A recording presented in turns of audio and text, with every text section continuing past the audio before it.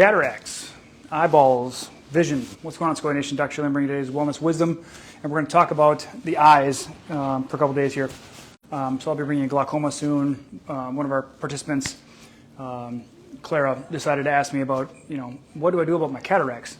I said, well, it depends on how long you've had them and how progressive they are and how much they limit your living or your life, quality of life and stuff like that. So take it with a grain of salt because this is just the underlying causes that help contribute to it. I mean, if there's obviously injury to the eye, it's going to be a big different story.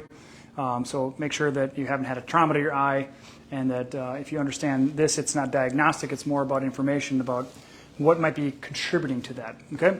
So if you don't know about cataracts, obviously it can create vision problems. Technically, usually almost exclusively affects the elderly population, people in the twilight of their life, later in years, and they're basically trying to figure out, like, why can't I see anymore? I was having trouble driving, nighttime vision issues and stuff like that. So when there is an issue, and thanks to Clara for bringing this to our attention, so if you, again, just a plug there, if you have something you want us to talk about, bring it on. We have a list building, and we will get to yours as soon as we can. But we want to make sure we're serving participants that ask us these questions as well. So we love you all, but we also love our participants. So, it's all working out. So when a person has a cataract issue, sometimes it can be related to their kids. Okay, that's what I talked about. People later in life and people have kids. It's because they don't want to see the detachment of their children. It's like they have these children that aren't necessarily appreciating them for who they are, and they're not really honoring them in their stage of life, and then they're feeling like there's a detachment there. So it's oftentimes related to looking at people in the context of uncertainty. So if you have uncertainty about how someone's going to show up in your life, like let's say maybe your parents are 80s, 90s, and they need support, and they have uncertainty about how they're going to show up, that can cause an exacerbation or a flare-up in the cataract and maybe even progress it faster, but it's the stress causing the eye strain.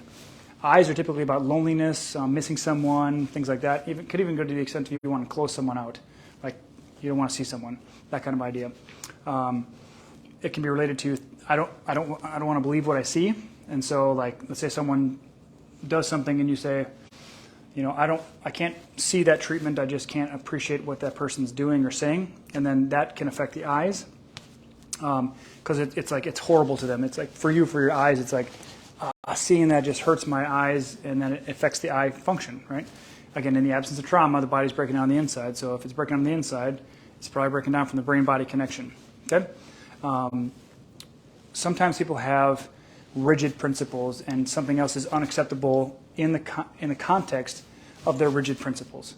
And so when they have a life model that says things have to fit in this box, and things don't fit in that box, and then they feel like, this is just not acceptable, it's not okay with me, and granted, if you have boundaries, that's one thing, but if you have a rigid box that is unflexible and intolerant of other things, then it's probably not going to be in your best interest nor everybody else's. So that can be affecting the eyes as far as inability to process unacceptable things in the context of someone's rigid principles. So it also could be like, imagine a child sees something that's horrible, egregious, like someone dies, someone is assaulted, something like that. Just think of something terrible that they see at a young age.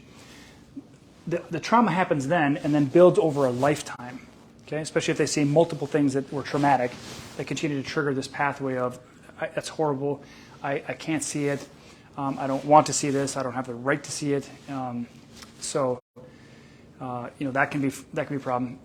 Getting back to our concept of someone later in life, if they feel infirm, they feel unable to care for themselves, maybe, at some point people have trouble wiping their own butts, If they don't want their children to see them the way they are, or someone that they love to see them the way they are, that can also affect the cataract, okay? And the cataract is just a condition. Remember, it's a deterioration in the eye. We don't need to get too nerdy or granular into what's the diagnosis, but if you associate yourself or someone who associates themselves with this diagnosis, then that's your opportunity to say, wow, okay, if any of these are open conflicts for you, you're going to want to address them to stop the progression of the cataract. There's cataract surgery and stuff like that, but, there's only one thing guaranteed in life, that's, a dirt nap at the end. So there's no guarantee that the surgery is going to work or help. So use these as broad strokes, broad principles. Just to clarify, this is not medical advice, and you didn't cause it yourself. These are instances that happen in life, situations that can cause the brain-body disconnect. As a result, just understand you're looking through a lens of how can I understand what's going on in my body versus this is what caused it, okay? This is contributing to it. That's why we put the language as the underlying contribution, okay?